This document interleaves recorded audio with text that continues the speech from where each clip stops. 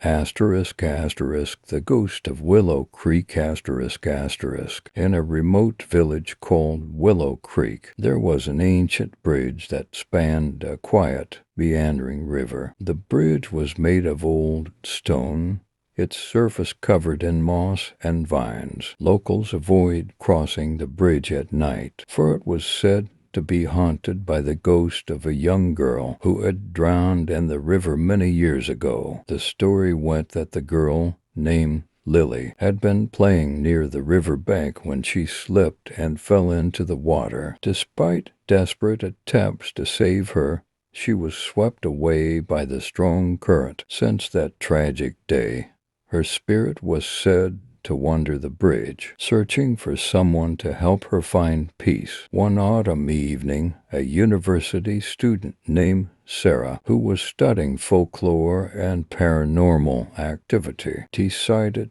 to visit Willow Creek to investigate the legend of the haunted bridge. Armed with her camera, a flashlight, and her research notes, Sarah arrived at the village just as the sun was setting. The villagers were friendly but cautious, warning her to stay away from the bridge after dark. Undeterred, Sarah made her way to the bridge as the last light of day faded into twilight. The air was crisp, and the sound of the flowing river was soothing yet eerie.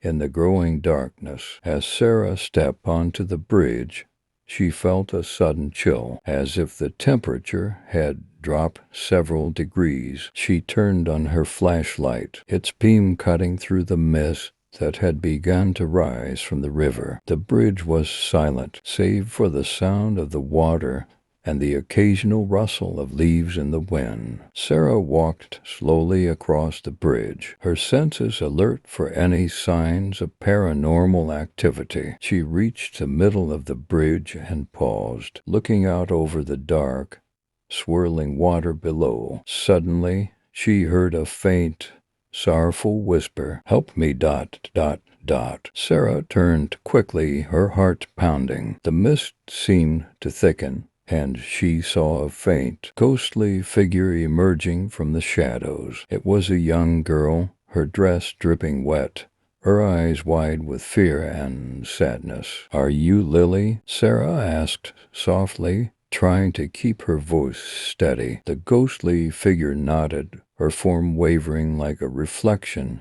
in rippling water. "I can't find my way home. Can you help me?" Sarah's heart ached for the lost spirit. "Of course, Lily. How can I help you find peace?" Lily's ghost pointed to the far side of the bridge. "There's a locket I lost in the river. It was a gift from my mother. If you can find it, I can be free." Determined to help, Sarah made her way to the river bank. She searched through the reeds and rocks, the cold water numbing her fingers. After what felt like an eternity, she found a small, tarnished locket tangled in the roots of an old tree. Returning to the bridge, Sarah held up the locket for Lily to see. "I found it, Lily. Is this what you were looking for?" Lily's ghostly form seemed to brighten, her expression softening with relief. "Thank you. With this locket, I can finally go home." As Sarah watched,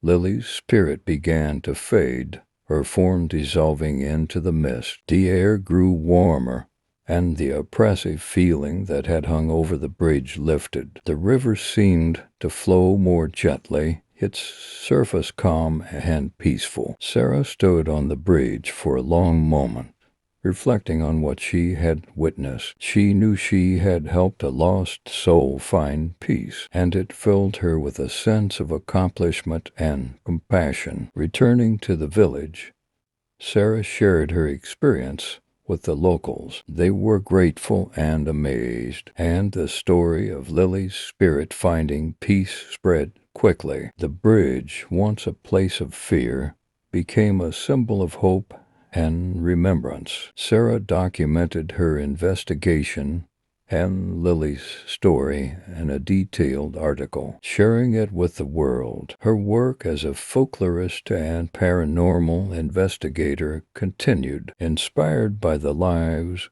and stories she encountered along the way.